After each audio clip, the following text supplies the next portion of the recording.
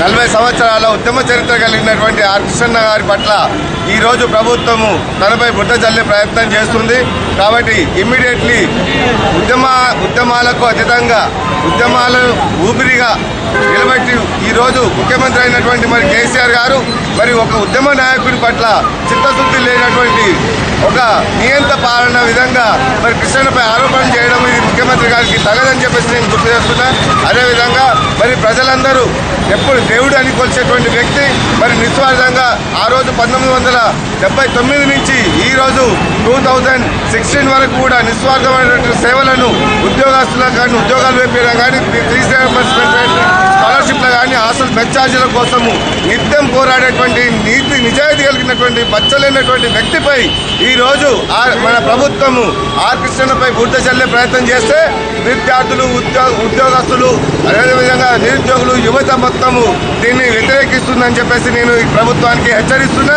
అతి తొందరలోనే మరి కృష్ణన్న గారిపై ఎవరైతే ఏ జర్నలిస్ట్ అయితే రాసిండ్రో మరి తను క్షమాపణ కోరాల్సిన బాధ్యత కూడా మరి తన మీద ఉంది.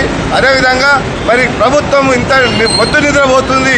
మరి నీతి నిజాయితీ ఆర్ కృష్ణన్నను వెన్నంటూ ఉన్నటువంటి మరి కేసీఆర్ కూడా మరి ఆర్ కృష్ణన్న మీద బుద్ధ చల్లడము కేసీఆర్కు ఎంత సిగ్గు చేయడం మరి అది కూడా తన వైఖరిని మార్చుకోవాల్సిన బాధ్యత కూడా ఉంది. మన బీజేపీ నాయకుడు వచ్చి మరి కరీంనగర్లో వరంగల్లో మరి కొన్ని విమర్శలు ఇస్తే మరి కవిత గారు అదేవిధంగా హరీష్ రావు గారు దాన్ని ఖండియడానికి ప్రయత్నం చేశారు. గొప్ప ప్రభుత్వం గొప్పలు చెప్పుకునే ప్రభుత్వంగా వ్యవహరిస్తున్నారు. కానీ నీ గొప్పలేందో ఇప్పటివరకు ఫీజు రియంబర్స్మెంట్ స్కాలర్షిప్లు రిలీజ్ చేయలేదు. జీవో పాస్ చేసి కూడా ఇంకా 700 కోట్లు పెండింగ్లో పెట్టినావు. ఇది విద్యార్థుల పట్ల చిత్తశుద్ధి లేకుండా వ్యవహరిస్తున్నావు అనేది ఇది నిదర్శనం కాదా అని చెప్పి నేను గుర్తు చేస్తున్నా. ఇంటికి ఒక ఉద్యోగం ఇస్తా అన్నావు, ఎక్కడ ఉద్యోగాలు భర్తీ చేశావు? 25,000 ఉద్యోగాలు భర్తీ చేయగానే ఇంటికి ఒక ఉద్యోగం భర్తీ చేస్తానని సంకల్పం గుర్తుకోవడమేనా అని ప్రభుత్వం యొక్క లక్ష్యం అని చెప్పి నేను గుర్తు చేస్తున్నా. అదేవిధంగా డబుల్ బెడ్రూమ్ ప్రతి ఇంటికి ఇస్తా అని చెప్పినావు. డబుల్ బెడ్రూమ్ ఉన్న ఇళ్లను పూర్తి చేసి వాటి మీద బిల్డింగ్లు కట్టడం అని ప్రభుత్వం యొక్క లక్ష్యము అవేనా? నువ్వు ఇంటికి ఒక డబుల్ బెడ్రూమ్ ఇచ్చే విధానం అదేనా అని చెప్పేసి నేను ప్రశ్నిస్తున్నా.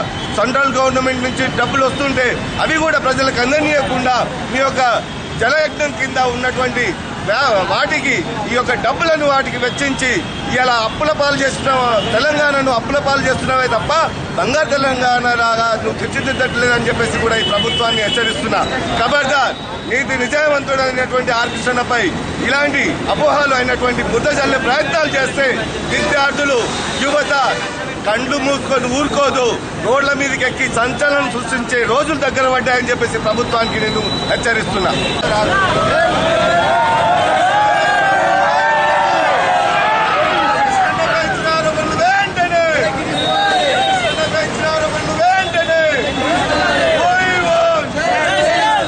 రాష్ట్ర ప్రభుత్వం ఏదైతే మరి బీసీల ఆరాధ్య నాయకుడు మరి బీసీ సంక్షేమ సంఘం నేత ఆర్ కృష్ణయ్యపై రాష్ట్ర ప్రభుత్వం బుద్ధదల్లే ప్రయత్నం చేస్తూ ఉంది. ఎందుకంటే ఈ రాష్ట్ర ప్రభుత్వం ఒకటే నిర్ణయం తీసుకోవడం అనిపిస్తుంది మాకందరికీ కూడా. ఎందుకంటే విద్యార్థుల కోసం నిరంతరంగా పోరాటం చేస్తున్న వ్యక్తి, ఎవరికి ఏ సమస్య వచ్చినా నిరుద్యోగులకు విద్యార్థులకు ఉద్యోగులకు ఎవరికి ఏ సమస్య వచ్చినా పోరాడేటటువంటి వ్యక్తి ఆర్ కృష్ణయ్య. ఒక్కరిని కూడా మనం కట్టడి చేస్తే ఈయన మీద బురద తల్లితే నేను రాజకీయంగా ఎదగకుండా చేస్తే నాకు ఎవరు అడ్డు లేదనే ఉద్దేశంతోన ఈ రాష్ట్ర ముఖ్యమంత్రి గారు ప్రయత్నించడం జరుగుతుందని చెప్పి స్పష్టంగా తెలుస్తూ ఉంది. ఎందుకంటే ఈ రాష్ట్ర ప్రభుత్వం మీద మొట్టమొదటి తెలంగాణ వచ్చిన తర్వాత ఈ రాష్ట్రంలో ఉద్యమాలు మొదలుపెట్టిన నేత ఆర్ కృష్ణయ్య. ఎందుకంటే ఎవరికి కూడా అన్యాయం జరిగినా వారిని అక్కడం చేసుకుని వారి తరఫున పోరాటం చేసే వ్యక్తి ఆర్ కృష్ణయ్య.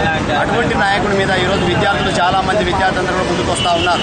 మాకు ఫీజులు లేవు, స్కాలర్షిప్లు లేవు, ఉద్యోగాలు కల్పించడం లేదు, ఈ రాష్ట్ర ప్రభుత్వం తిరుగుబాటు చేయాలని చెప్పి ఆర్ కృష్ణన్న వారి దగ్గరికి వస్తే కృష్ణన్న గారు మరి రాష్ట్ర ప్రభుత్వం పోరాటం చేస్తూ ఉన్నారు. మరి విద్యార్థులకు ఎక్కడ న్యాయం చేస్తూ ఉన్నాం? ఫీజులు రియంబర్స్మెంట్ ఇవ్వడం లేదు, స్కాలర్షిప్లు ఇవ్వడం లేదు, హాస్టల్ విద్యార్థులు డిశ్చార్జ్ పెంచడం లేదు, మరి ఉద్యోగాలు వేయడం లేదు, నిరుద్యోగులకు ఉద్యోగాలు ఇవ్వడం లేదని చెప్పి కృష్ణన్న పోరాటం చేస్తే ఈ రాష్ట్ర ప్రభుత్వానికి మూకలు జరిగినాయి.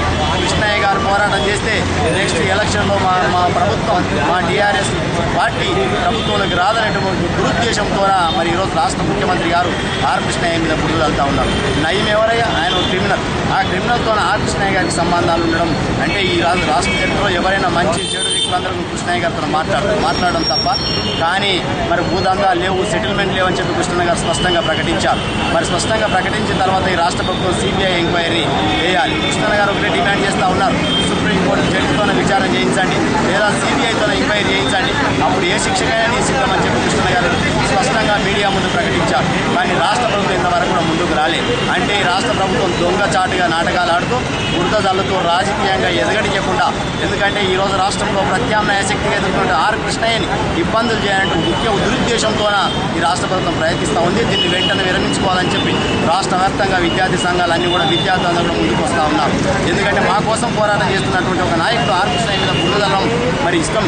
ఎందుకంటే రాష్ట్రానికి చాలా కృష్ణయ్య గారి మీద రాష్ట్ర ప్రభుత్వానికి ఒకటే పట్టుకుంది, భయం పట్టుకున్నది. కృష్ణయ్య గారు మరి విద్యార్థుల తరఫున పోరాటం చేస్తే మరి నెక్స్ట్ 2019లో మాకు ఒక శక్తిగా ఎదుగుతాడు, మరి మాకు ప్రత్యామ్నాయ వ్యక్తిగా ఉన్నాడు. కాబట్టి ఆయన ఇప్పుడే ఏ విధంగా బురదల్లి మరి రాజకీయంగా ఎదగనీయకూడదంటే ముఖ్య ఉద్దేశంతో రాష్ట్ర ప్రభుత్వం కుట్రలు చేస్తూ ఉంది. మీ కుట్రలన్నీ కూడా సాగవు. ఎందుకంటే విద్యార్థులు ఎక్కడికెక్కడ రోడ్ల మీదకి వస్తూ ఉన్నారు, ర్యాలీ చేస్తూ ఉన్నారు, కృష్ణన్న గారి పటాలకు ఫలాభిషేకం చేస్తూ ఉన్నారు. కాబట్టి విద్యార్థి లోకం తలుచుకుంటే ఈ రాష్ట్ర ప్రభుత్వం పతనం కాక తప్పదు. వెంటనే కృష్ణయ్య గారి మీద వచ్చినటువంటి ఆరోపణలు రాష్ట్ర ప్రభుత్వం వెంటనే ఖండించాలి, వాటిని విరమించుకోవాలి.